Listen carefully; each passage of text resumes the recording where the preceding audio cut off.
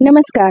महाराष्ट्रातील हरिहरगड नाशिक इथला असे म्हणतात की हा महाराष्ट्रातील सगळ्यात कठीण गडापैकी एक आहे आणि मला आनंद होतो आहे की मी आणि माझ्या मुलीने पहिल्याच वेळेला हा गड अगदी यशस्वीरित्या ट्रेक हा पूर्ण केला आहे आणि हा आनंद मला तुमच्याबरोबर शेअर करायचा आहे.